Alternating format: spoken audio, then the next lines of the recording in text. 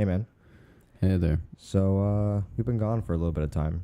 Yes, we have. We've been pretty busy these couple of weeks now. Yeah. So, 3 weeks we've been out, and we're kind of gonna break down what happened those 3 weeks. So, we took 2 weeks out. You guys know of for recording purposes and to get some episodes Yeah, and pre-recorded. we've recorded a bunch, so we're kind of set. Yeah, we have a lot of content to release, and it's pretty good. Yeah, we just we're planning on advertising soon, since Trying to get we're that audience build. yeah we're just trying to like build up some material for now. Exactly. That way, if we ever like run into like what just kind of happened to us, like if there's like Any issues or any life-changing events Yeah. to take place, we have some content to release in case we need to skip a recording day or something like that. yeah, exactly. Yeah. So, basically, what's been going on is we basically got our own place. I was in the middle of finding a new job,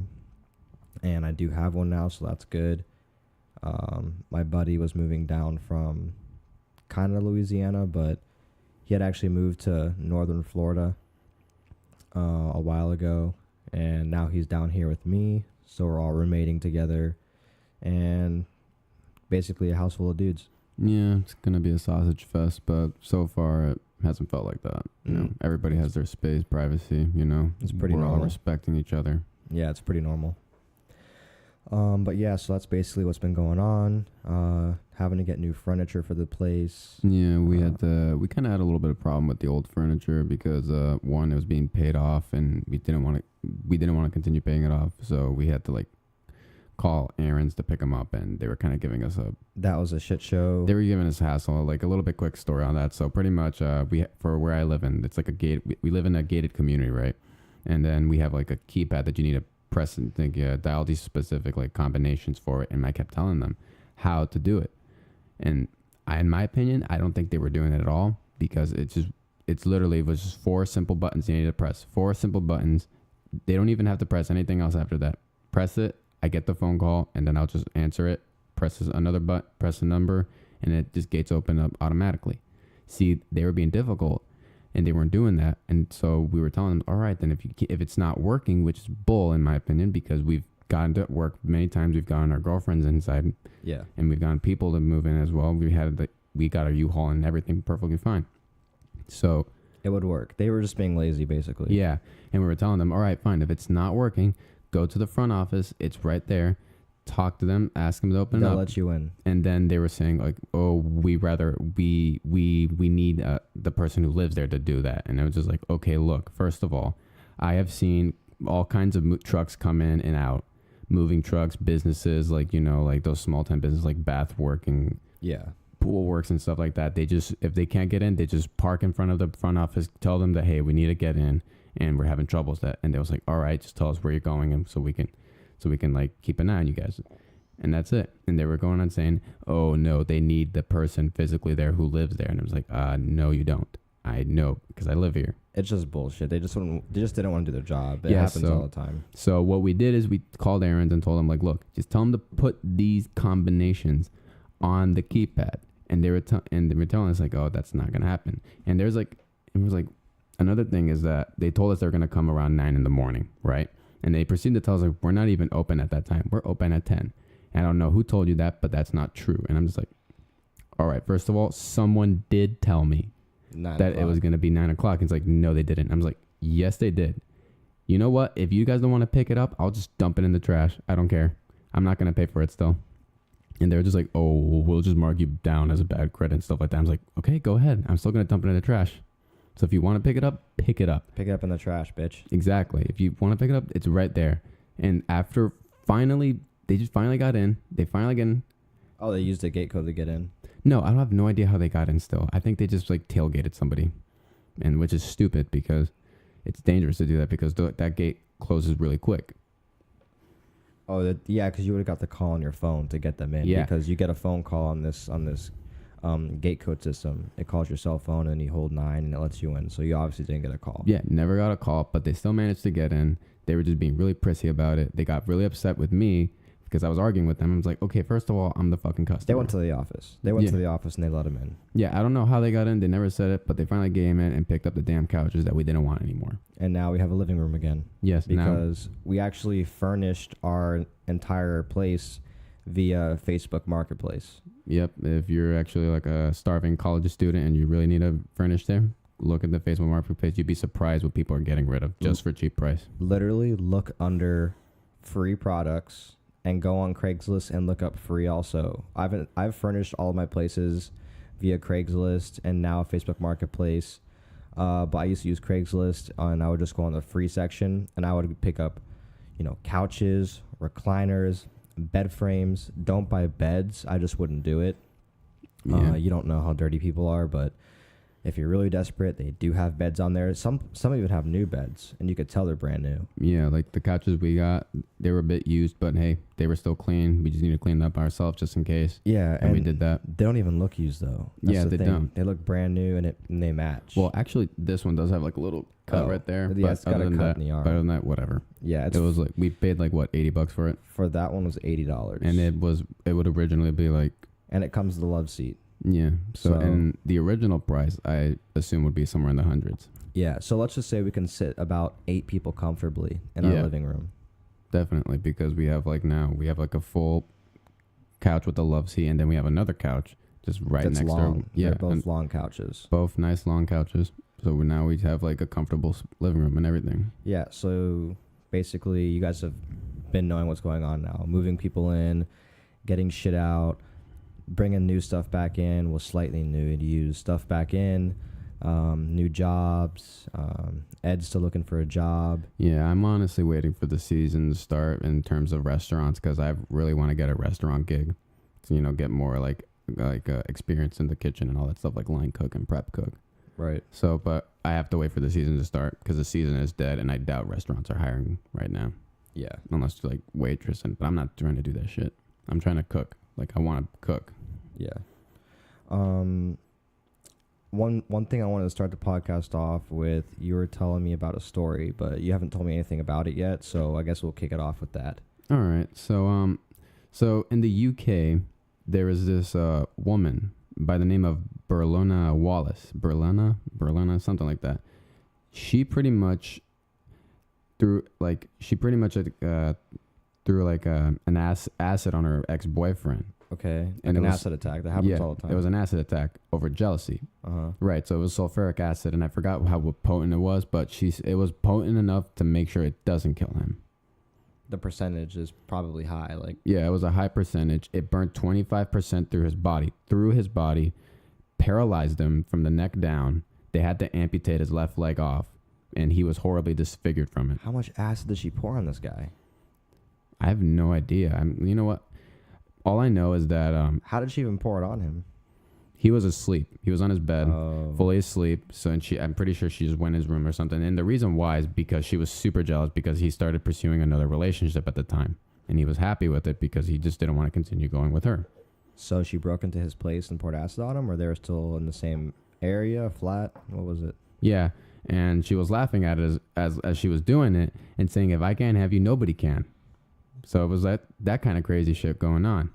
And so what happened was, through the entire thing, he was paralyzed for like half a year, pretty much. I think like 4 or 5 months. Yeah. His father had to fly from Belgium, and he couldn't even recognize him. He couldn't believe that was his son. And sure enough, when the doctors told him, he's like, yep, that's him right there. You want to go in that room? And he was like, you're kidding me, right? And he couldn't believe it. And so eventually, the guy who was hit with that acid, he just didn't want to deal with it anymore. He said, no, that's it. Euthanasia, please. Just end my life. Where do you live? It was in the UK. So basically, let me get this straight. So, guy was dating a girl. Guy-girl break up, right? The guy ends up going and looking for a new relationship. Ends up finding one.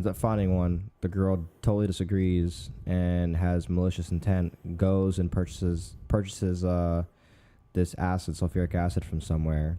Breaks into his place, or is it their place or his place? She broke his place. Okay, they were broken up at the time. Okay, so she broke into his place while he was sleeping and poured acid all over his body, causing him to lose his leg, be disfigured, paralyzed, and then ultimately choose euthanasia to end it all. Yeah. Fuck. Yes, and the woman is currently facing 12 years in prison with no parole. 12 years? Yeah. That's it? But she wasn't charged for murder, I think. I don't know what she was charged with. I forgot what exactly she was charged with, but all I know is that I think it was mostly malicious intent and stuff like that. Yeah, but that's obviously aggravated battery. Or I think they did charge her with murder. But then again, it's the UK. 12 years for murder? I don't know. It's the UK. I don't know their laws exactly. Yeah, that's true also. That's bullshit. That is bullshit. But she isn't getting parole for 12 years. But all I know is that the father, he's not satisfied with it. He thinks that everybody in that case was a loser. He says everybody in it was a loser. On top of that, the woman tried pulling a really shitty move to try to make herself look like the victim. Right. She tried to say like, oh, he planned by killing me with acid. Pretty much, she heard a story online. She tried to pull the victim card. Yeah, so she heard a story online that there was like another similar case where the husband or wife, something like that, poured like acid in like a cup of water and then tricked their significant other into drinking it and dying. And she thought that, and so she was saying like, oh, he was trying to do that with me. He wanted me to see me die from the inside out. But here's the thing: jury didn't believe it one bit, not one single bit. They just kept pressuring her, and then eventually she admitted that that wasn't true at all. And I don't know if the family hired an investigator or something like that, although I do know they did hire like a private doctor and stuff like that to help his son, but in the end, the son just didn't want to continue. You know, he was horribly disfigured. He was paralyzed from the neck down. They had to amputate his leg. I mean, like, how can you live like that? Yeah. I mean, like, in the case of euthanasia, I think if the person needs it, and it depends on really all what like. Well, what's causing? Let me cut you off there, because I have a view on it. I mean, obviously you know about it. I know about it a little bit.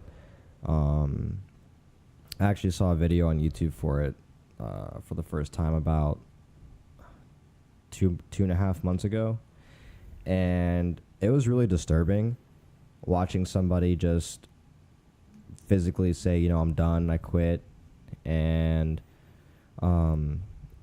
give me this liquid, I'm gonna drink it, and then I die. Okay, it was weird because like they have a loved one there, and then they're totally okay with it, because the way we're used to seeing it is somebody going into a room and hanging themselves or overdosing on drugs without anybody near them, and obviously that sucks, you know. Yeah. That someone has to do that. I kind of had a story similar to that I had actually heard about recently as well. But yeah, just keep going with what you're going to say about what your thoughts on it were. So like euthanasia, I remember back in school, we were talking about it. I did see this video about this one man. He was doing euthanasia as well. He was surrounded by his loved ones. All of his loved ones agreed that it's better for him to just end his life right there as well, because he wanted to do it. He instigated the whole idea of him ending his own life. Eventually, his families agreed, so they hired a doctor. It was in Oregon, because they do that in Oregon. I mean, I swear to God, I think Oregon's pretty progressive. They do it in Colorado. Yeah, but this was in Oregon, and pretty much he was surrounded by his loved ones. I think he drank like a certain concoction. It pretty much helped him go to sleep, and then just peacefully died. Yeah. So. And he said that, I remember he made a comment about it before he died. He's like, "Wow, this doesn't taste good at all." But either way, he wanted the euthanasia. I saw the same video that you saw. That was the first time I saw it, and that shit was really weird. I felt really uncomfortable with it, but I understood it. I totally got it. It was just a different form than I'm used to or anyone else is used to. Like you said, it's progressive. It is. In the eyes of some people. Now it's also kind of controversial. Oh yeah, it's more controversial than anything. It's progressive in medicine because we've been doing it to animals for a long time. You know, we've been putting people out of misery too for a long time. I mean, there's been in ancient times, you know, people would kill their friends for them, you know.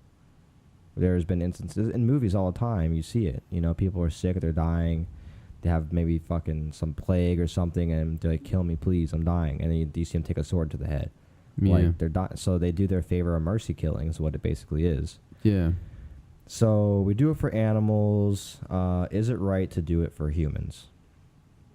Now, we'll probably break that down later on towards the end of this episode because it's going to take a little bit of discussion on that. Yeah. I have a case. So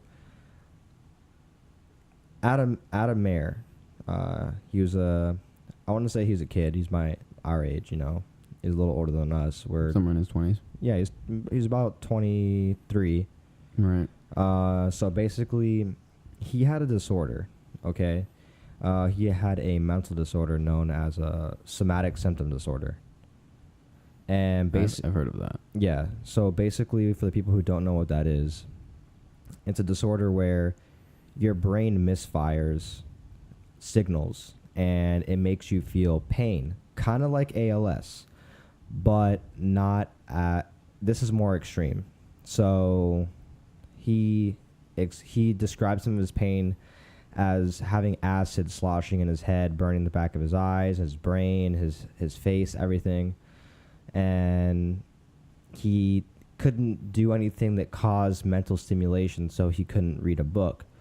He was very fluent in, you know, literature and speaking English. He had a really good vocabulary. He wasn't stupid by any sense of the word, but he couldn't do things that normal people wanted to do for fun that required a brain usage, basically. So he made a lot of videos on YouTube. I'm sure you could probably find them. I haven't looked into any myself, but I'm sure you could find them. So basically, he had this disorder where he was caused to have pain by basically mental processing power. If anything used brain power, it would cause him extreme pain. And he was on every medicine in the book. He's even posted on Facebook and Twitter about the list of medications that he was using. And the list was probably about 30 different medications. Did he use like any mainstream and experimental stuff as well? That I don't know. If you're curious, you can look into it a little bit, or you guys can look into it yourself. But what I do know is he was on multiple loads of medications, and none of them worked. Right. The symptoms were just adding to what he was already having. So it was like making everything worse. It was making everything worse and not helping, so he obviously decided to stop taking. What about cannabis or stuff like that? I don't know if he tried that. Wait, where was this at? Like here in the States? This was in the States. Was it in the States? This was in the States. Yeah, and I'll get to that in a second. What did you say that guy's name was? Adam Mayer? Adam Mayer. Yeah, Maier. So yeah, he had an American accent. This is definitely somewhere in the States, and I know why it was because of what happened. So, basically, he was on this truckload of medication. None of it worked. Medical cannabis, I don't know if he was on or was using. I don't think so, but don't quote me on that. So, he was going through all these pains. Ooh, I think you're a little bit wrong there. He was in Canada. Oh, he was in Canada. Close enough. Yeah, close enough. I'm on his Facebook page right now. It's Windsor, Ontario. Okay, you're right. He was in Canada, something like that. So Canada is basically part of the fucking U.S. So this guy, Adam Mayer, he had these issues and he wanted a way out. You know, he made videos. He was talking to his parents. He was like, "Hey, if you had these symptoms that I've been having, would you want to live?" And his dad's recording, and he's like, "No." And he was like, "Is it totally wrong and unethical for me to want to be out of this and be euthanized, basically?" And his dad said no. For a parent to say that, it takes a lot. It takes a lot. So that gets me thinking, and as it should get anyone thinking. Okay. Now you might have in question, what is this law or what is this, act that's in place that allow people to do this in some countries and some states, actually, Colorado, Hawaii, Oregon, I believe, like you said, Washington. You can do these things. There's a few other in the U.S. that you can have euthanasia. Well, for what I've been looking at right now, it says that what allowed it in Canada is a bill called C-14. Yeah, I was getting to that. It's a C-14 law. So basically, the C-14 law states that if you have a uncurable terminal condition that you can apply. I believe it's so you can apply, or maybe you go through a doctor of some sorts and they do the paperwork for you. You can apply to be euthanized, basically. And they look at your case and the details. I'm sure you get a medical interview. They talk to your physicians, and they deem you fit or unfit for it. So what this excludes is anybody who is, let's see, maybe has cancer. Okay. And they could be terminal with cancer, but if it's curable, because what about mental illness? well, Because this guy had mental illness. yeah. It was, well, his symptom was classified as a mental illness. So let's tiptoe. Right. So cancers, if you're terminally ill with cancer and the doctors say you're in stage 4, sure, instead of getting all these symptoms, taking these medications, being hurt, or not even taking medications, just having the symptoms of cancer, sure, you're terminally ill, you can apply for euthanasia, early euthanasia, because it's going to happen regardless, Right. right?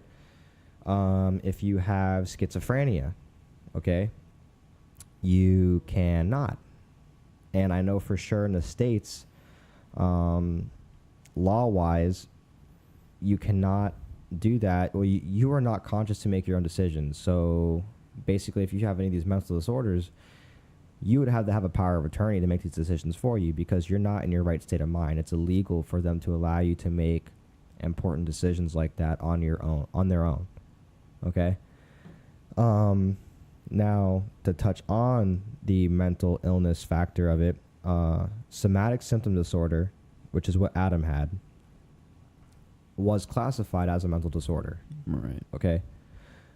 So, in Canada, he could not legally apply for euthanasia because it was only for people who had terminal illnesses. Okay?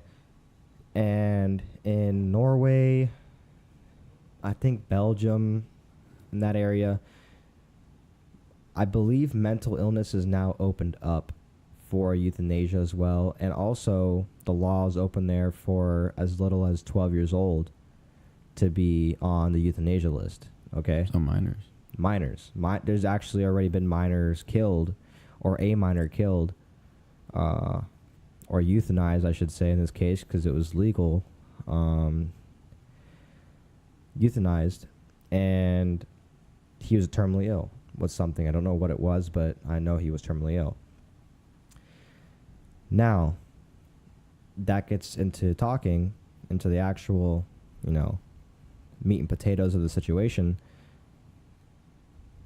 What's your opinion on this, and what stipulations on this C-14 law do you think they should open up, maybe narrow down? Go ahead. I think it really does all go down to a conscious decision. Like this, like you said about this guy Adam. He was definitely, even though he did suffer through a mental illness, he still was very conscious of his own decisions. He knew what he wanted. He knew the choices he was making. He knew pretty much. He knew well. He wasn't going crazy. He was just going through a lot of pain, and it was affecting him a lot, and he just couldn't deal with it anymore. Now, so the way you said that was really good, because it was leading into what happened with Adam. Right. So Adam ended up committing suicide himself. Right. At a Super 8 motel. And he dosed himself with drugs. Probably something he picked up from somebody. Okay. Right. I believe he left a note to his parents talking about, that I've been talking about this for a long time, because he made it his life, basically, to talk about how he wanted to be euthanized and how his parents near him.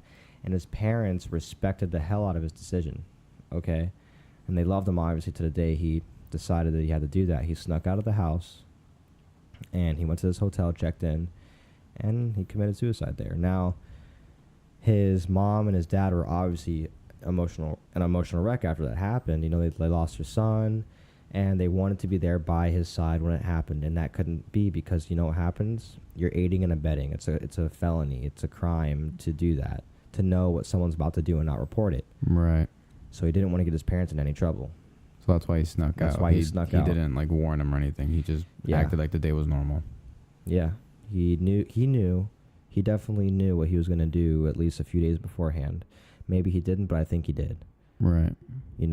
he's been planning this out for a while, and he wanted to know when it was the right time. He was getting his parents ready for when he was going to do this. All these videos he was doing with them, he was getting them prepared, and he thought it was the right time to do it, and he did it. You know, it sounds more like he knew that even though he was trying to cause like this a movement, and also for people who also want to go into this, he knew it wasn't going to make a change, but he knew he wanted to be at least a martyr for it. Yeah, I can see that. He was a big activist for this somatic symptom disorder. He was a big activist for it. Obviously, there is no known cure. And he was saying if it wasn't for the people who were going through this and, you know, the community, that he would have done it a long time ago. Yeah. But that kept him going. Yeah, he wanted to become an activist, let his voice hear out. He wanted everybody to hear him at least, you know. Right. So follow up with what you were talking about on the discussion, what you think about the C-14 law. What needs to be added to it? Do you think anything needs to be taken away from it, or throw your input on it? Well, again, with the classification of mental illness, it really does depend on the person's, you know, on their conscious decision, like how their decision making, what's leading to those decisions, you know, are they actually like sane still? Are they going insane that to the point where they're very incoherent anymore? Like, by the sound of this Adam guy, like he was still coherent. He was able to talk. He was perfectly sane. He was perfectly sane, right? So he was making a sane decision in his sense. Yeah, and his condition was just under mental disorders. Right. That's what made it impossible for him to be on this, I don't know if it's a list, but to be put on this appointment, you know, scheduled for this euthanasia. I feel like if you do try to go for the euthanasia, I feel like they would try to make us, you know, as soon as possible. And personally, I think they would just send somebody to their home or something, like to their preferred area, you know, like they're giving this person an option to kill themselves. Might as well, you know, how they want to go out. Right. The only reason why I don't think it's that quick is because there was over 200 and something people on the waiting list, because they said there was a list, and because you have to be deemed fit. Right. So obviously they have to go through some process. I guess the waiting list is more of not of a. They have to qualify you. Yeah, qualification. So, I see now. So it's like, how quick can it happen after the qualification? I don't know. But like, I guess they're not trying to make a hasty decision, you know. Right, but because on this list of the 200 and somewhat people that were on it, a lot of the people actually opted out and said sorry, we changed our mind. Right. So I was watching a video on that, and they said, on this list there are 200 and somewhat people on it, and I forgot what the number was, but a lot of them actually called back and said, I have second thoughts. That's it. They're off the list. Right. Simple as that. So I actually think that's a good implementation, because it does. You know, now that you mentioned that, it does sound good. Yeah, it's good that it doesn't happen right away, because... But I think it would work a lot better if they just actually look into it, let them know, and start talking to them instead of just keep them in the waiting list and keep them in the dark, you know? Yeah, because that's like a forever thing. Like, give active communication as well. Like, talk to them, you know, see what's going on, how they go through daily life, how they're struggling, what's making them go through this decision. Yeah, so... Besides just looking at their medical, you know, symptoms as well. Like, I think active communication between anybody on this list would be a good idea. You need to be able to weed out the people also who are trying just to do this to get it done. You know, there might be someone on the list that doesn't have an issue with them, but could be faking an issue of some sort, you know. Right. That's why they have to determine if it's a terminal illness. Yes. Otherwise, they'd have everybody and their mother applying for this. And I say it because it's not an uncommon thing for someone to feel like they need to have death or something like that occur to them. So in this case, the acid attack victim, I don't know what his name was, but he opted out. Now, he didn't have a terminal illness. No. Which is where it gets confusing for me. He had a disfigurement and he was paralyzed. And obviously you can't fix paralyzation, but what does that fall under? And is that okay? Well, and it was in the UK. Right. So I don't know but this is a C-14 law. That's all over. So this is what it's called everywhere. C-14, correct? Or Don't know. Or is it just Canada to C14 It's just law? Canada. From what I've seen right now, it's a bill in Canada called C14. So Okay. I think it's just Canada. So we could just talk about fuck the bills and fuck the laws. We could just talk about this as a philosophical point. Euthanasia, should it happen? Should we have the choice? And if so, what circumstances should we be in? Should it be whenever the hell we please, without any disorders, any mental issues, any scarifications, any ailments at all? Or should it be on a restricted basis, with paralyzation, people who are in accidents? Or should it be someone who was horribly scarred from an acid attack or had a limb chopped off in a car accident and didn't want to live without it? What does that say for technology that's coming up in medical devices such as prosthetics? They have crazy prosthetics that are coming in place for arms and robotic legs, and that are better than the legs you had before. So obviously there's still a market for that. Okay, I'm just saying there are other alternatives. So again, on screw the laws, screw the bills, we're talking about morality here. What do you think on euthanasia? Would you let your son do it? And go for it. Would you let your son do it? I mean, or your daughter, or your mom, or your brother? It really, like I said, it really depends, Like, I gotta know what they're going through. Okay. If they're going through, like, what Adam was going through, and I just see them not getting any better, and they're just suffering, I would just drive up to Oregon and say, okay, I've got you here. So, and if they've been pleading it with me, and I know for a fact that no matter what we're doing, what we're trying, who we're seeing, who we're meeting, what, like, these therapy sessions are going on, hell, if you might even going to the black market and buying fucking marijuana and cocaine and shit just to help them out, and that's not doing shit, it really all depends. It's all in their decision. Okay, I'll give you a scenario. All right. I'll give you a couple scenarios. So your brother has a disorder where his teeth are falling out. Okay. All right. For some reason he can't get implant teeth in. Okay. There's some issue. He can't have implanted teeth. He's gonna have gums basically. Okay. Dentures aren't going to work because they need to cut off something and the roof of his mouth or something, and it's not going to be feasible. So he's going to have to be okay with having gums. Okay. He's like, no, I can't eat food correctly anymore. I have to eat softer things. That defeats the quality of my life. And I am in pain. It's bearable, but I'm just ugly. I can't get a girlfriend. No one wants a guy who is, let's say 20 with no teeth. Okay. He's like, I just want to end it all. That's his outlook on it, and that's what he wants to do. He's hard set on it, and that's his explanation. That's the lowest explanation I can probably give, with the lowest basis of an argument. So what would you say to someone who told you that? Okay, to be honest, that wasn't that good. Are you sure? Like, I'm just thinking about it right now. I'm just like, look, you brought up a while back in the advancements of medical science, and there's so much advancements in medical science. I doubt that it will be a problem. So again, maybe I will go beyond and above to help him. His upper roof of his mouth is gone. He can't have dentures. There is nothing to do for his teeth. He can't have implanted teeth because he can't have screws put into the gums. They have to be open. So he thinks he's ugly. Okay. That's his basis for it. That we're talking about a moral thing. We're talking about if euthanasia should be open to everybody as an option for suicide, if they're going to do it already.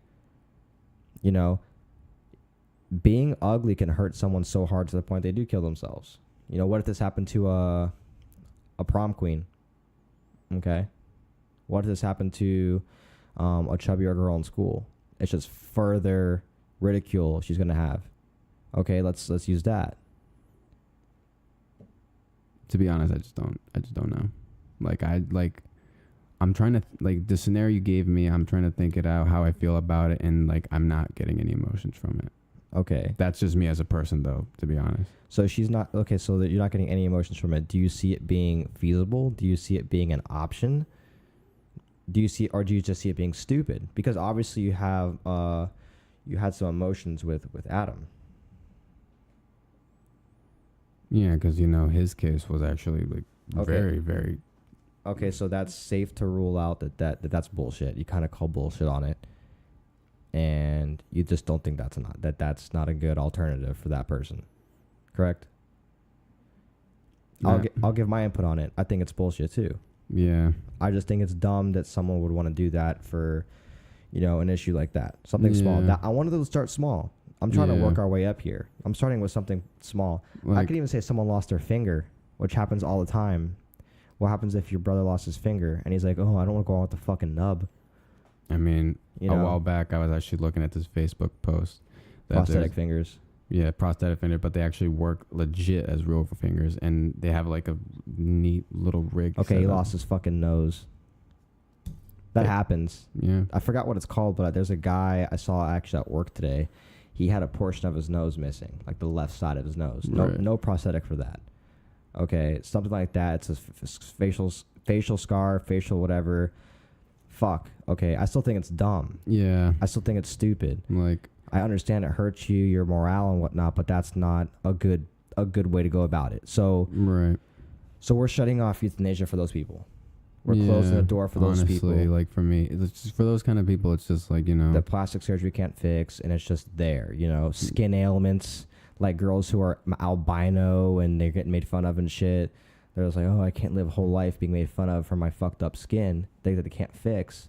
Okay, well, if you can't learn to love it and be beautiful with it, you can kill yourself. That sounds stupid. Does it not? It does. Okay, so it's safe to say we shut the door on those people. Right. Because what I'm trying to do here is gauge when it's okay for someone to do this. So I'm not trying to make fun of people. So those people, in my opinion, the door's shut. Live with it because you can. Yeah. Overcome adversity. Okay. Now we're moving up a little bit. Okay. Let's say a guy has extreme stomach issues. Okay. He can't eat much. He can drink some milk, soothing things. He can't eat anything that he used to love to eat. He has an insane stomach issue. He's had portions of his stomach cut out. He's in pain. Okay, there's medicine that helps subside it, but for the most part, he's in a good deal of pain all day. It ranges from a 4, it doesn't go lower than that on a pain scale, to about a 10, okay, to the max. There's good days and bad days, all right? The medicine helps with it sometimes, and sometimes it just doesn't do shit. He's like, I can't go like this for the rest of my life, This sucks. I think euthanasia is the way to go for me. What do you think about that? That's a good step above the last one. It's okay. So I think possibilities. Okay. There's a possibility there, definitely. But again, they're look into it more. Okay. Before you make that hasty decision, Do you think that there should be requirements? Whether you have a family, kids, life insurance policy, it would void your life insurance policy, I'm sure. Because what happens if someone gets a life insurance policy and then they kill themselves? What happens there? There's a lot of stipulations in on it. True. They would have to get those canceled, voided, waived, whatever the case may be. Because if you get a guy who's had a life insurance policy since he was 30, has a horrific accident, an acid attack. His girlfriend throws acid on him. He falls and knocks over chemicals on himself. Something, okay? And he's horribly disfigured now, right? Hell, he can't even walk. He's paralyzed, just like this guy. Okay, it's happened. So it can happen to this person, figuratively speaking.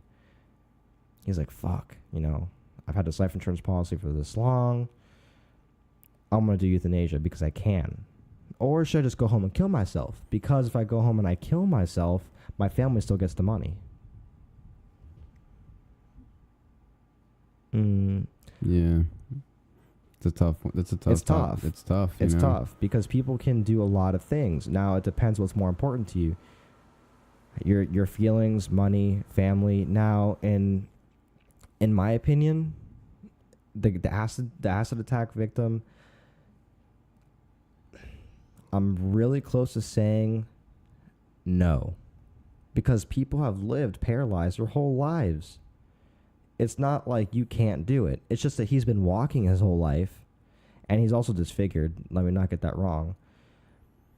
He's been walking his whole life, and now he can't walk. So now he has the urge to walk. Another thing, like I said, it burnt through his body. It burned through his body, but he's still alive. Yeah. Now, it depends what quality of life he's having. I don't know the extent of it, but I'm assuming... From what I can tell, like, he was in constant pain. Like... Okay, he's in constant pain, which I would assume anyone would be, you know? I've seen bedridden victims. I've seen bedridden people hooked up to ventilators and just in bed all day, you know? They can't move. They live like that their whole lives. I mean, I know they've known nothing more than that because that's been their whole life. So it's kind of like a blind person. They're like, oh, do you ever want to see? He's like, well, no, because I don't know what that's like, you know? So they don't care for it. But for someone who's 20-something or someone who's however old the acid attack victim was, for someone who's that age who's been walking and knows the joys of it and the things he can do and is taken away from him, do you think it's more of a, I can no longer do these things, I'm scarred, I can no longer get a girlfriend? You know, it wasn't just physically, it was mentally too.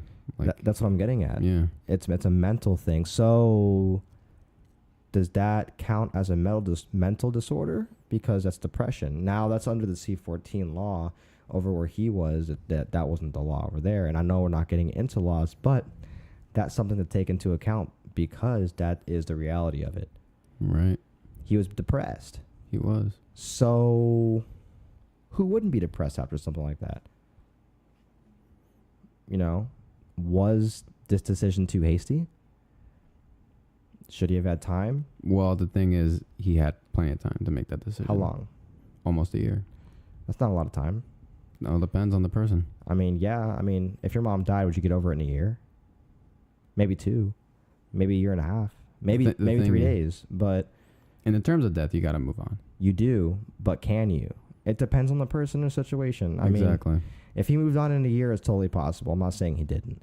But what I am saying is that there are other factors that come into play that people aren't thinking of because they think it's selfish of them to think of it. But I don't think it is, because if you're making these laws and these regulations where you can have minors making decisions to have euthanasia, there needs to be some thought into it. And I know it's a good thought.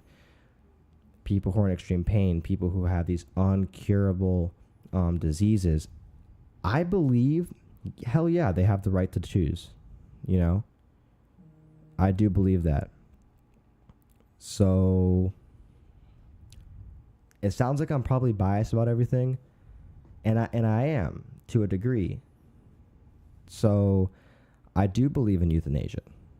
I believe in euthanasia in older people, Parkinson's, Alzheimer's, dementia, and they can't even make those decisions because they are not all there. They would have to have a beneficiary make those decisions. Also, I don't agree with, because these people usually have a will. What happens if the niece says, fuck it, kill him so I can get the house? Yeah. There's a lot of shit that goes into play when you have abilities to do things like that, you know? Because what happens when someone goes and gets a... I know this is totally off topic. It's kind of on the topic, but it's basically if, let's say, okay, some guy had dementia. He's in a nursing home. The doctor says, you know, euthanasia is very valuable. It's very humane, and it could put him in a better place, a better comfort of life. We can make it very comfortable for him or her, and that'll be that, you know. Okay, yeah, you know, that's an option. I'll think about it. Okay, they think about it. I know, let's say money's not a thing. They're thinking of quality of life, and they do it. And in the process, they inherit the house, or they inherit some sort of funds, possibly. Okay. Did that play a thought? Did that house or the money play a role in their thought process? I don't know. No one will know, but it could have. We don't know what people think. People are crazy, dude. Yeah. That girl threw acid all over her boyfriend, causing him to choose that path. So, and she was sadistic about it too. Oh yeah, from her laughing that you were talking about, she sounded it. So That is a possibility. People manipulating the system. It needs to be a cut and dry. This is the stipulations. People with mental disorders, such as Adam, that shouldn't even be a mental disorder, because seizures happen all the time. And from what I know, seizures are not a mental disorder. It's a neurological disorder. Right. So that's what his condition should have been classified under, an uncurable neurological disorder. People with seizures, can they be euthanized? Maybe. Grand mal seizures, do you know about those? Nope. They're called grand mal seizures. Worst seizures anyone could be diagnosed with. Okay? Have convulsions. Man, people have convulsions up to 14 times a day. You can die from a seizure. Imagine taking a shower and you black out. You won't wake back up. That's not a good quality of life. You can't make a sandwich without worrying if you're going to have a seizure and not wake up from it. Or you do wake up from it, but you're covered in your own blood. And this could happen multiple times a day, up to 14 times a day. Violent seizures. That's terrible. Okay? That's not a quality of life. I believe those people have the option. Okay? Older people, I would love to say they have the option, and I think they do. But there have to be some lines to that. They have to be able to make their own decisions, because you can't have a beneficiary make decisions for you in that situation unless you're on life support. Because you can say, oh, my grandfather is delusional. He's running around the house naked. He's seeing things that aren't there. Though that is not a quality of life, you need to stop people from using this euthanasia for personal gain. Plain and simple. It's basically hiring a hitman to get your assets. That needs to be looked into. Okay? Terminally ill cancer patients should have the right for euthanasia. I agree. Because if they are terminally ill, stage 4, and this is not curable, and they have a timeline, spend some time with your family. Live, travel, see some shit. Wait till your time's ready, and if you still decide euthanasia is the way to go, because you are going to pass some time, then there it is. Okay? Have your family there with you. The one thing that sucks with Dylan Mayer is that Adam Mayer. Adam couldn't do anything. I was thinking of someone totally different. Of Adam Mayer is that he didn't have the ability to have his family near him, and that's the one thing that they hated. Okay, that's what they were fighting for. And I agree, he should have had the choice for euthanasia, because he did not have a mental disability, in my opinion. I think a lot of things are mislabeled, ADHD being one of them. I've talked about it. It's a mislabeled thing. On the case of the acid victim, I don't know the extent of his injuries, and you told me some of the things, but I would need to see them firsthand. I would need to understand his quality of life, because no one went into that too well. If he was on a ventilator and crazy shit like that, bedbound, he was paralyzed from what, the neck down, or what was it? Keep talking. I'll look it up. Okay, because if that were the case, yeah, I could see euthanasia being an option. If he can get around in a wheelchair, that's fine. Because if he ends up killing himself, you know what he's saying? He's saying that soldiers in war who come back and fight for this country, all right, and I understand this was in the UK, but it's people are people. People who are soldiers who fight abroad and for the United States get blown up by an IED. It happens all the fucking time. They come back horribly scarred and disfigured. And you know what happens? They come back wearing their U.S. or other service country military uniform, and they salute, and they stand there, and they receive high honors and awards from it, and they go through a crazy, insane battle. But you know what they don't choose to do? Is quit and give up. And I think euthanasia is, for some people, is quitting and giving up. The thing is, you may say that most of them don't, but there are veterans who do that will kill themselves because it's just tough. Yeah, but that's a totally different thing. We're talking about a mental disorder they're suffering from. But you were making this contrast to the comparison of what happened to the Aztec guy. Yeah, so I've never heard, and if you can find one, let me know. I've never heard of a man who's gotten blown up by an IED who was horribly scarred, burned, disfigured, killing himself. That's never happened. I would have heard of it. I'm confident in saying it's never happened. People with PTSD have seen some shit. They've had to kill a kid. They've seen someone get blown up. Their best friend. A mom blew up a crowd full of people, you know, something like that. Okay. That hurts them mentally. They go back to to that day in their head for most of their life after. And you know what? That's not terms for euthanasia, in my opinion. It's a mental disorder. Guess what? It's not curable, but it's livable. You can get over that. What you can't get over is death. If you choose to die, that is a permanent decision. Right, but the thing is, you're telling this.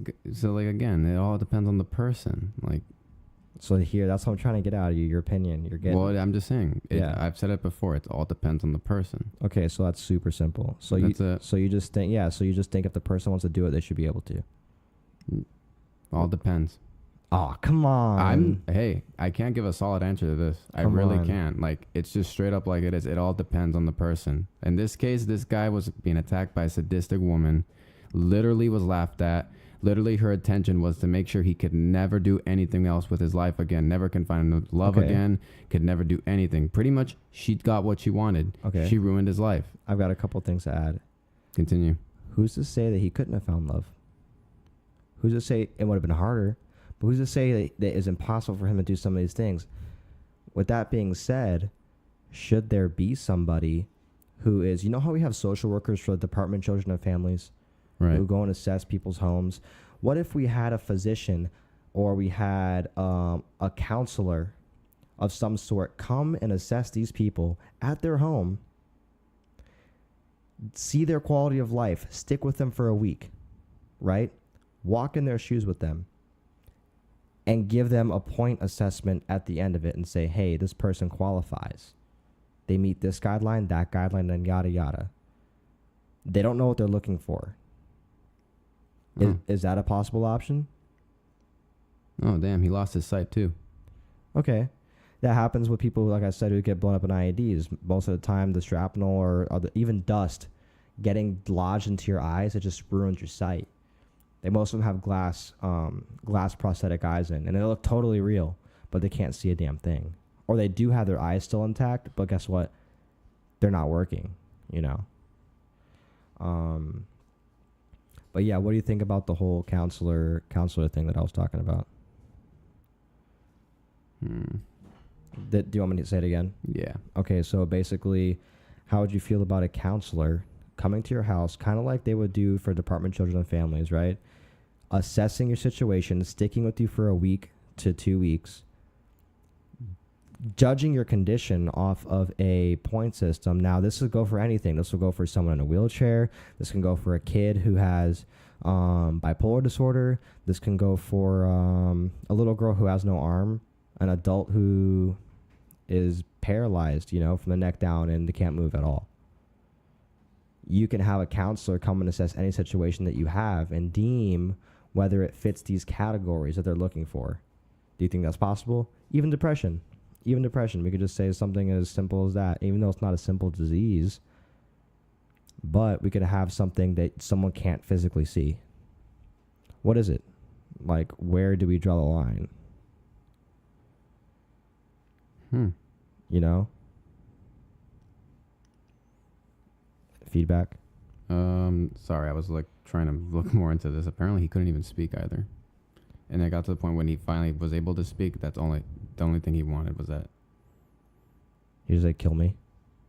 Yeah, like when he finally developed the purpose of speech and he wasn't like his mental issue was like, it like scarred him mentally as well. Like, okay, when you brought up the guys from the army, from the military and stuff like that, they're from the military, you know? Doesn't matter. How does it not matter? Mental approach is mental approach. All right, then the mental approach of the person in the military is different from his mental approach. Exactly. He's just a civilian. Yeah, but still. But still what? But still. But still you're, what? You're proving that you can overcome it. People are people. Okay, so what happens if that guy was in the military and it happened after the fact? Does that change the point? Maybe he wouldn't have done it. You see what I'm saying? Like, it's but you're saying like that's not happening all the time. Like, there are plenty of veterans who are killing themselves over that stuff. Yeah, but not for what he did. And I can guarantee that. I could take it to the bank.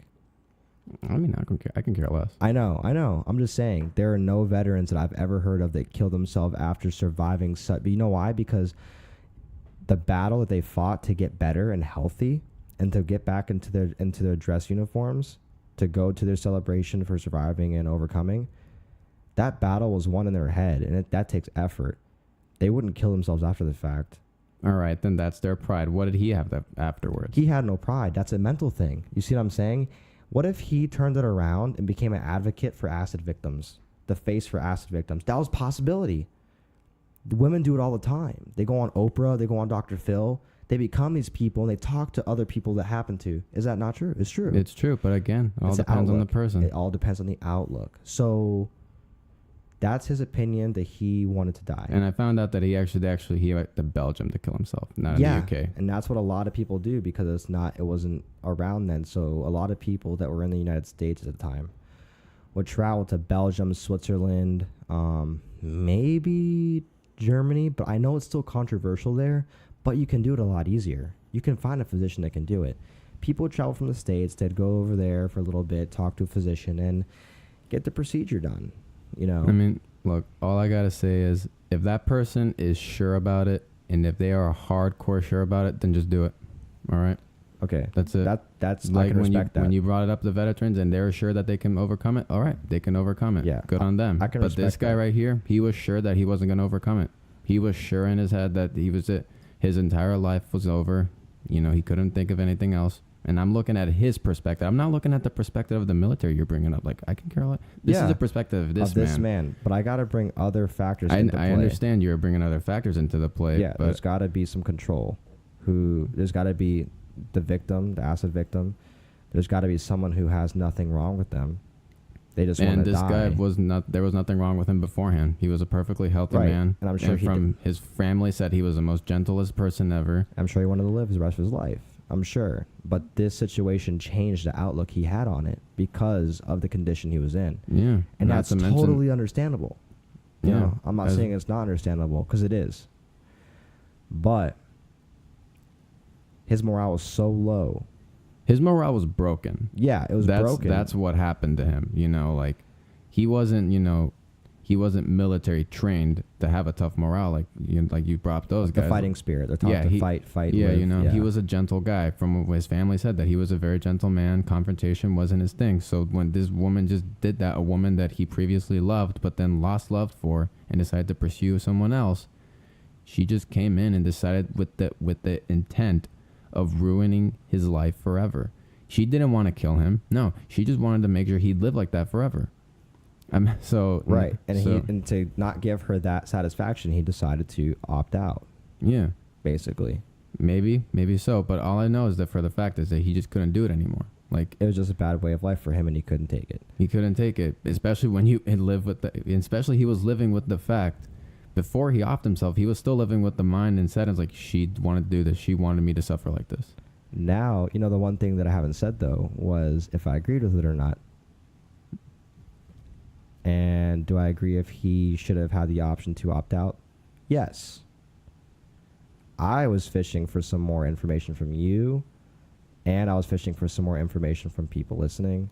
So I was having to throw out a lot of possibilities.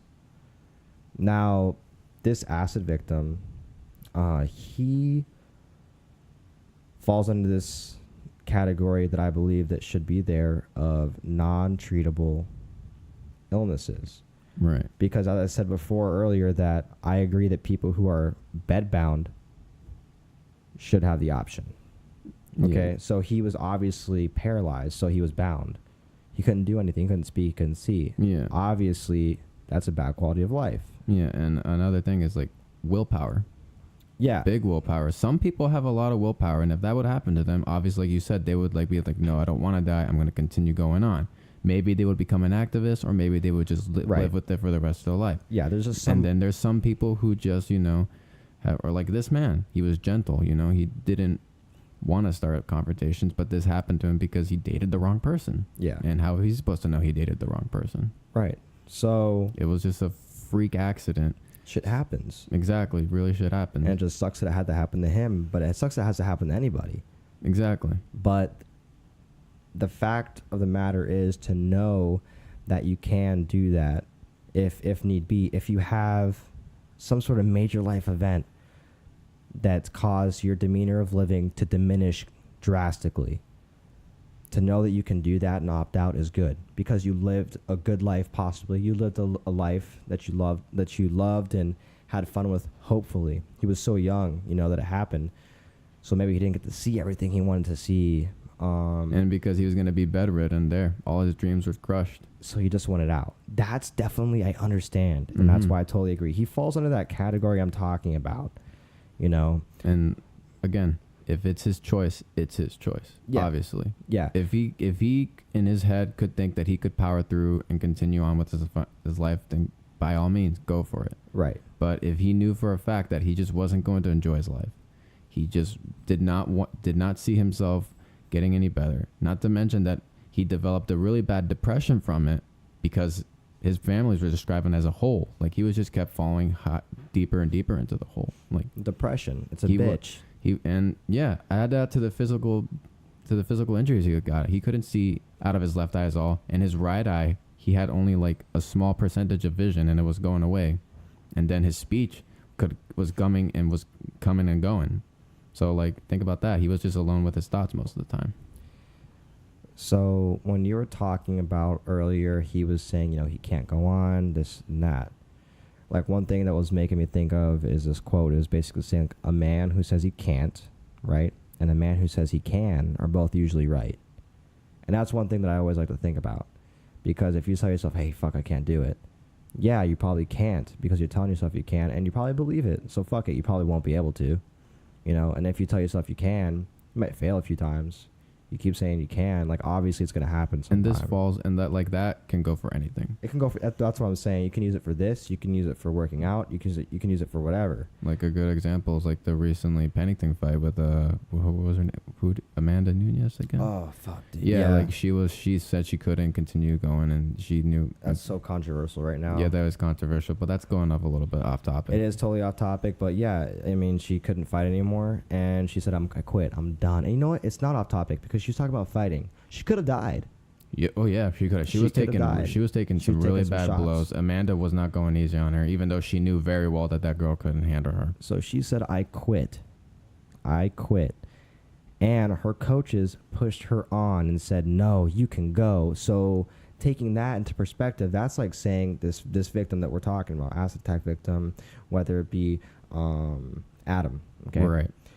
That's like saying Adam's parents saying, no, you will go on feeling this way, with your brain making you feel like you have acid flushing around your face, or making you feel like, you know, you have pins and needles coming out of your fingernails. And that's probably because his friends and family don't want to let him go. It's selfish. Yeah, exactly. Right, it's selfish. And I don't know if it was the coaches being selfish for her, but yeah.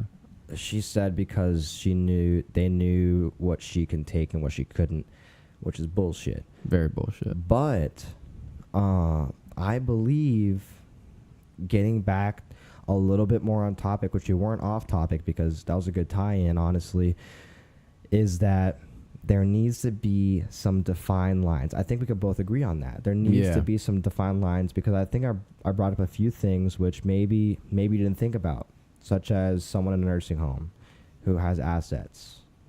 Their stepdaughter, granddaughter, whoever, wife is or fucking twice removed, fucking once added cousin is on their will, right? Their nearest relative. Yeah, you know, it's like, oh, off him so I can get his shit. So there needs to be some stipulations and rules on who can do what, when they can do it. This may be a little bit complicated, but I'm thinking maybe what happened if you were already like diagnosed with early Alzheimer's, but you haven't been like hit that hard yet. You can do it. Yeah. But you have to opt.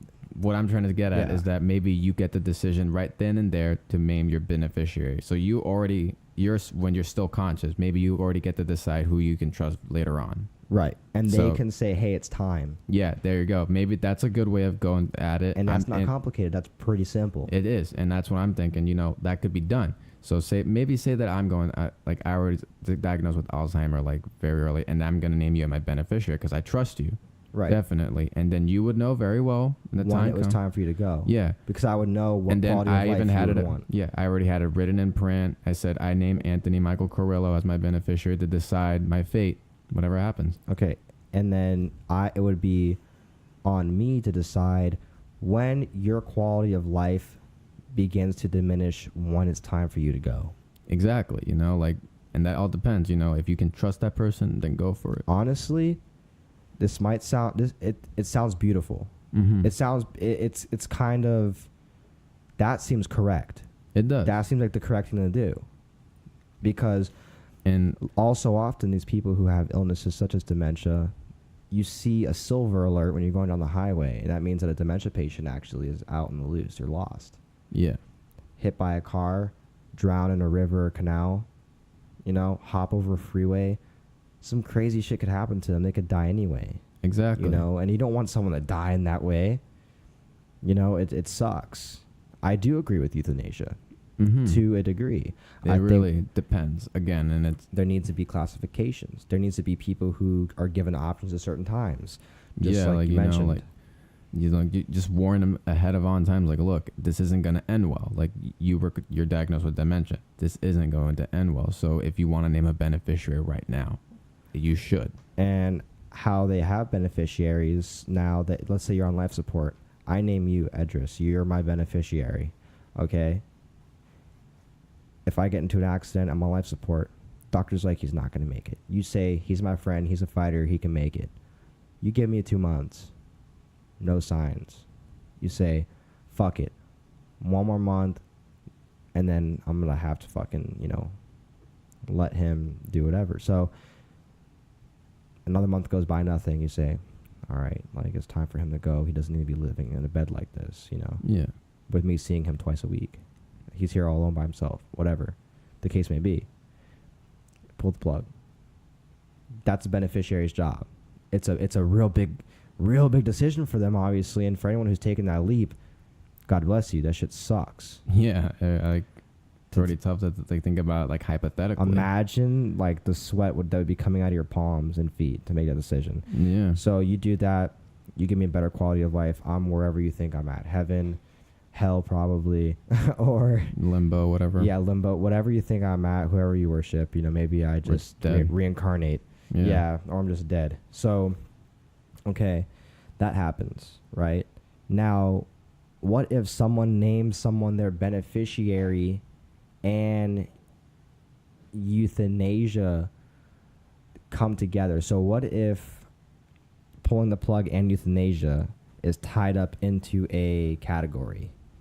So I say, once you are my beneficiary, therefore you are my euthanasia, yes or no. Okay, so let's say down the line, me and you stop talking, okay? Years and years go on. I go ill. I go in a home. They're looking for a beneficiary that I might have named a long time ago. They find you. They say, hey, is this Anthony? You say, yeah, that's him. That's him. I'd be like, he has you as a beneficiary, and he's had Alzheimer's for the past 7 years, and his brain's like a sponge. It's getting holes in it left and right. It's looking worse and worse. This is dementia. This is Alzheimer's. It's not looking good. Okay? Would you be comfortable with this or that? And be like, oh, can I have a minute with him? Maybe. I don't know you. I don't remember you.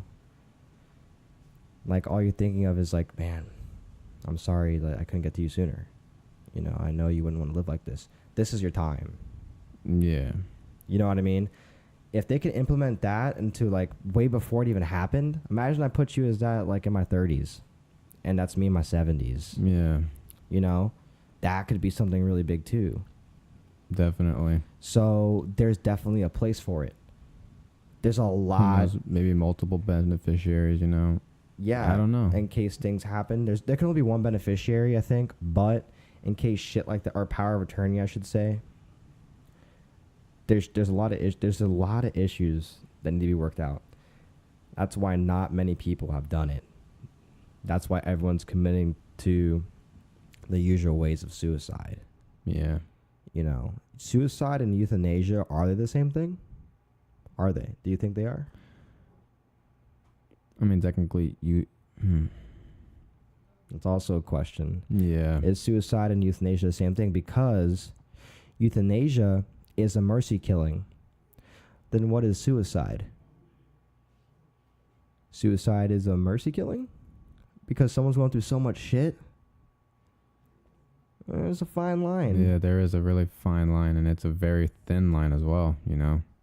It's not just black and white. It's not. You really need to, like, open up your eyes, your mind to it. You really need to think about it. Like, I think this is going to be, like, euthanasia is just something that's going to take a long time to work out. I remember, you know, in Futurama, TV show Futurama, they had, like, a little gag called a suicide booth. Straight up. I saw that. I remember that. Like a phone booth. Go in, put up 25 cents, and you pick your way how you die. Yeah, the guns come out. That's the first episode. Yeah. That's the first episode of... Yeah, because Fry meets Bender and they fucking go somewhere. Fry tried going to a phone booth. He thought it was gonna, and he was like, "Oh no, this is suicide booth." All these fucking guns and chainsaws and flamethrowers come out. Yeah, there was like an option for an instant or slow and painful. Yeah. Do you see what I'm saying? So, and that really depends on how we get like down the line. Like it really, and you know, yeah, I do stuff is getting very, very relaxed lately. Like all kinds of stuff have been getting really relaxed. Who knows when euthanasia will get relaxed? Suicide won't get relaxed. You know, sooner or later, you know, we become a utopia or a dystopia. Does it? You know? Yeah, or a dystopia, and we see it as a normal means. So kind of like The Giver. You remember The Giver? Yeah. Okay, so if a child, I forget what it was about the child. If the child had like, which just didn't meet qualifications of some sort, then they were just killed. Yeah. With a needle like in the back of the head or some shit. And for elderly people, if they reached a certain age, they were killed. Dead. Yeah. So, there's some lines. Is that okay? Fuck no. No. You know. Fuck no. Again, we're talk about abortions. You just killed a child. Yeah, you know, like abortions, the kid's not even born yet, just because it's already been a few months. That's a different fucking topic. That is a very That's different. That's fucking another topic. I just want to say right now, I am pro-choice. I'm pro-choice. Just want to say that, but that's a different topic for now. Yeah, definitely. So yeah, there should be. Let's break this down. So I'm gonna see where I'm at. I'm gonna see where you fall in there. I think that there should be a lot of stipulations on who can get on this euthanasia list, because it can be manipulated in terrible ways. Just like life insurance, you know, parents taking out life insurance on their kids and the kids die in a fire in the house. Fishy. Something's fucking fishy about that. If a 20-something-year-old is the closest living relative, so they're the power of attorney, technically, and they're like, I don't really know this guy. He hasn't been in my life. He is my great-great-great-grandfather, or he is whoever, you know. He's about to give me $10 million. He's about to give me, all his money. So sure, I don't know who he is, but go ahead and do the euthanasia. I'm pretty sure he wouldn't want that. Yeah, I wish I could have known him. That's fucked up. You know? Maybe it is the right choice because of his quality of life, but maybe that person's also a fucking asshole. Exactly. There needs to be some guidelines to that. You know? You know, to sum it up, I do agree with euthanasia, but at the same time, it really needs to be well thought out, you know? It can't just be everybody applying to do this shit. Yeah, you know, and on top of that, you can't just do a fucking waiting list and just keep people in the dark. If you're going to put people on the list, communicate with them. Don't just keep them in the dark. That way they have time to think over them with themselves, because some people just don't. Some people will be on that waiting list. Like you told me about the list, and it was over 200, and like a bunch of them opted out. Well, what happened if they didn't opt out? They're still in the program. Yeah, what happened if they're still in the program, or they're just tired of waiting themselves and they just go in and do it? That would suck. Exactly. You know, active communication would be great if you're going to put someone on the list. Yeah. And not try to convince them not out of it, but just hear them out. See what's going on with their lives, their wants and concerns. See, and not just that, you know, what they're doing with themselves, their hobbies and shit like that. Just see what their wants.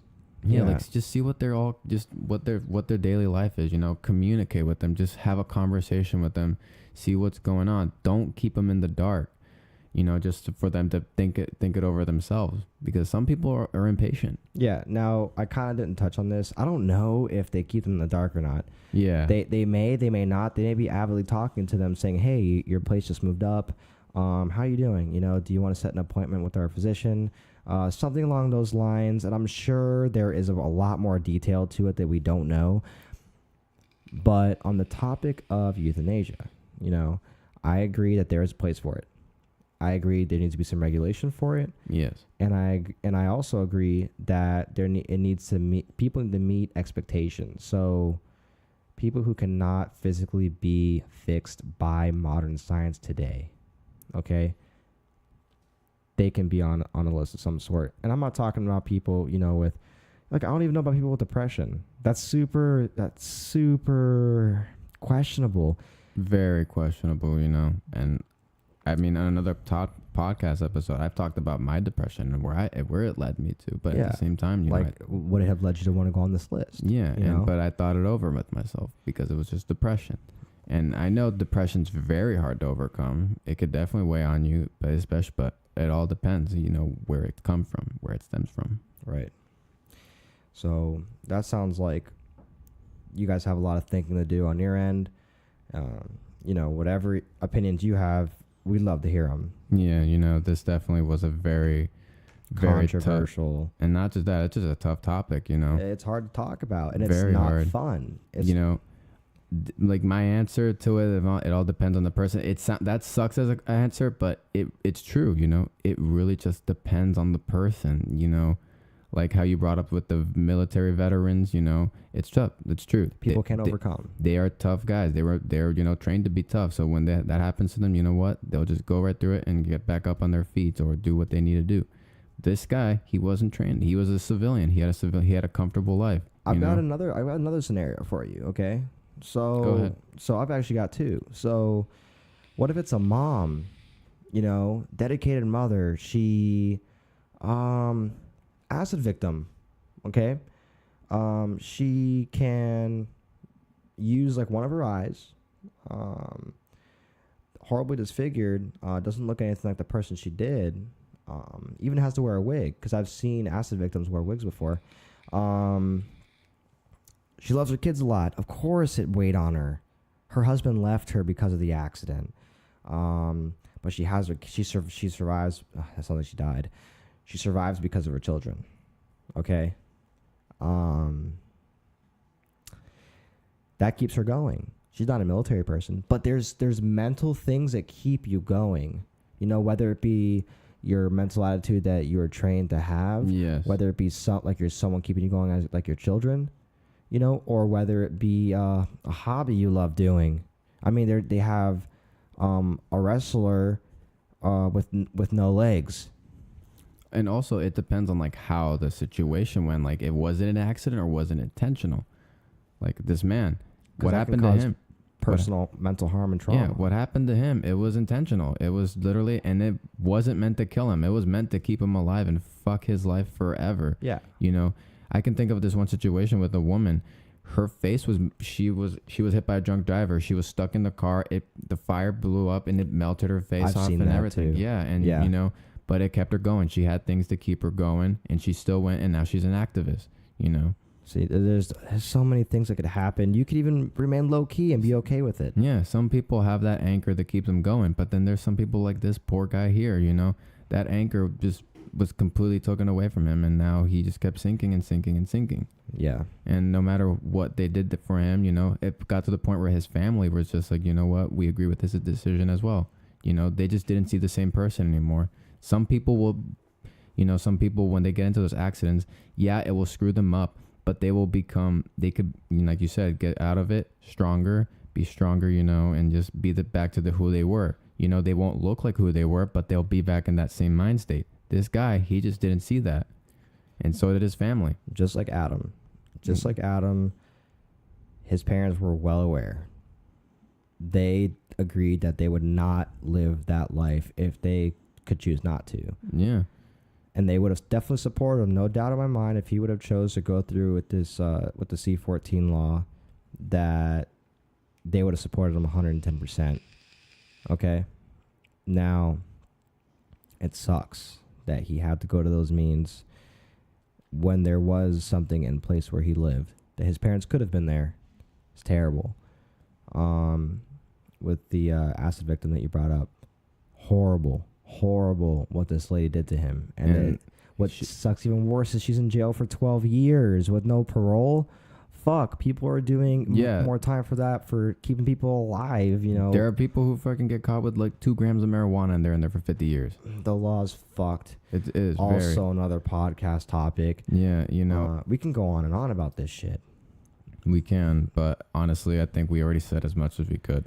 It's time for you guys to draw your own conclusions and opinions. Yeah, you know, and let us know what you think about this. Like we said, it's a hard topic to talk about. It's easy to keep going, but there's so many moving parts, and with moving parts comes a lot of failure. As you know, like in vehicles and whatnot. It's just I can understand why a lot of places don't want to put up euthanasia yet. You know, they just don't want to tackle that topic until there's some perfection happening with it. There needs to be some sort of... Or until, something like Futurama happens where it's just like careless and just forget it. Whatever. Just happens. Like, oh, Timmy killed himself yesterday. Oh, man. How'd he do it? Oh, he went to the booth. It sucks to see him go. I mean, fuck, dude, that happens enough when you're older. Yeah. When you're old, you have friends dying left and right. When you're 70, 80... You're like, oh, yeah, Mary had a heart attack yesterday. Oh, Mary, she was she made the best sweet tea. You know, that shit happens. So people who are not in this category that I think people should be in for euthanasia. Straight up depression. Something along those lines, yeah. They need to keep combating that and fight it and overcome it because you can. Mm-hmm. Okay? This is an option for people who no longer have a quality of life that you still have. Exactly. All right? That's where I stand. Yeah, This is reserved for people who have no other way and can't live another 80 years like that. If they can't overcome it, then they can't overcome it. It's a prison sentence for like some how you people. said, the man who says it can and the man who says it can't are both right. Are both typically right. And I forget who said that. I think it's Tom Ford, actually. Tom Ford. Let me see this shit. I'm going to look it up really quick so you guys know. So the man... Yeah, keep going. It's just... Euthanasia can... I remember when we were talking about this in school, our teacher was going on. She was for it as well, but she didn't really go into it. It's Confucius. I thought it was Tom Ford. I thought it was one of the founders for Ford. I wouldn't be surprised if he used the quote himself and then now people start quoting. Yeah, quoting him. The man who thinks he can. Confucius. It says the man who thinks he can and the man who thinks he can't are both right. That's the way it goes. Mm-hmm. So I just added an American twist to it. But it all depends on the person and themselves and how they feel about it. And that's that. I would hate to see a mom who has depression, tell her children, hey, that what if a mom had kids, and the father passed away and her depression was too bad, so they decided to pass away and her kids go into foster homes. That's a problem. Yeah, that is a problem. And that's going to fuck them up and give them depression. And they might want to do the same fucking thing. It's a cycle. It could be a cycle for some people, but it's a way out for others. Mm-hmm. And that's what you want to keep it. You want to keep it an option for people who have no other option. They are a prisoner in their own body. And another thing, if they should be really open-minded about this, very open-minded. If you just stay kind of closed-minded and just keep it left or right, keep it black and white, then you're not going to go anywhere with that. My quick question for you that we didn't really talk about too much, though, is what do you think about the whole minor thing, allowing minors to get that done? I mean, there aren't a lot there was only one that was waiting for something sort of like that to happen, or I don't know. I still don't know how the process goes, but there was one that had applied for it, or however they go about it. There was one, and he's gone now. How do you feel about children? That is very tough. So, you know, in the cases for most people, seeing a kid die, you don't want to see the kid die. Even if it's not your kid, you still don't want to see a kid die. That's a big reason why veterans kill themselves.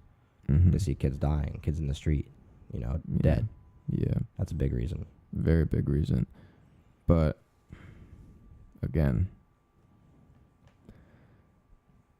like, I hate to say it, but it depends on the person.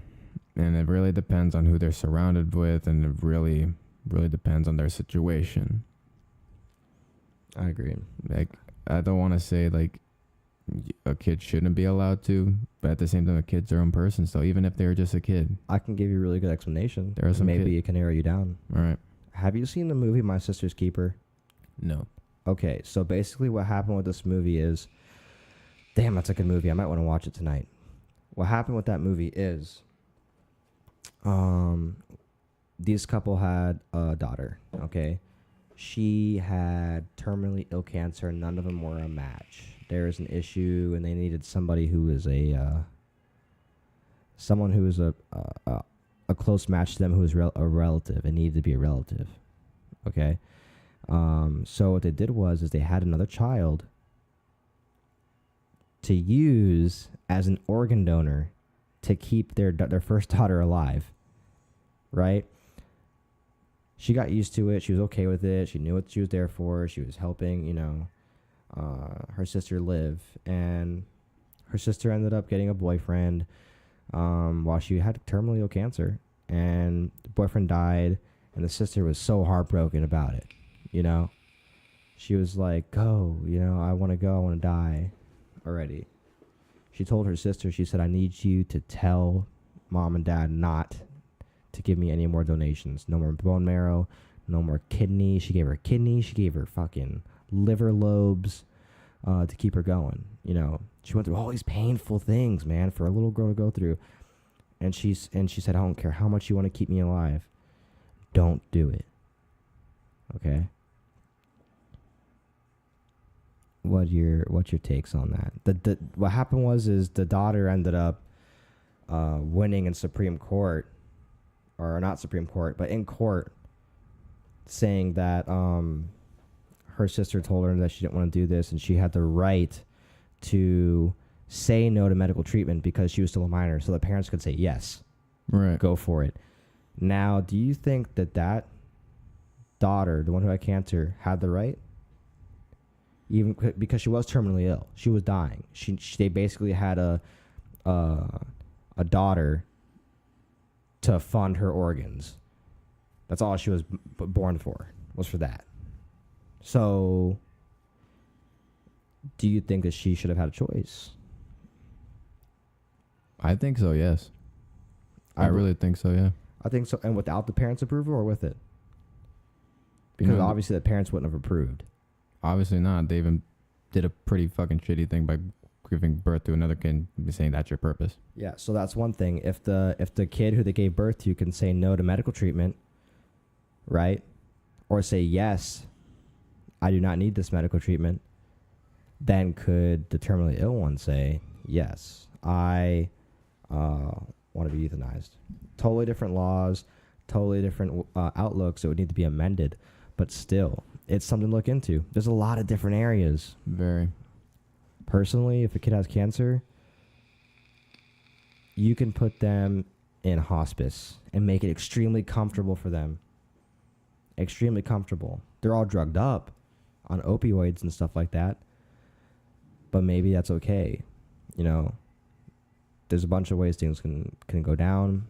Hospice is a care, basically. Do you know what hospice is? Yeah, I know what hospice. Okay, yeah, so for you guys who don't know what hospice is, basically it is for people who are in these predicaments that we're talking about, painful predicaments, and they make your quality of living better because they drug you up all the time, basically. But you might as well,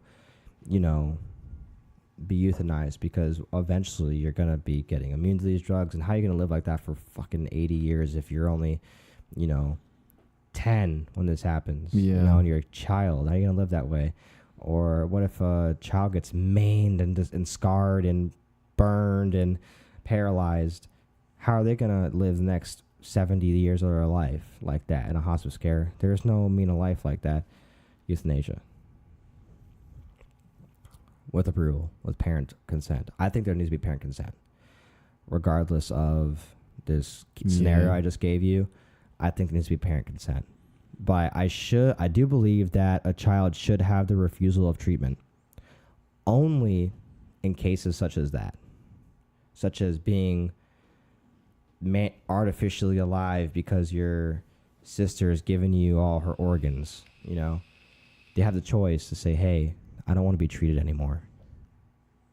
I think she had that right to say that. So that's that. We really want you guys to comment on this one. It's a great episode. Yeah.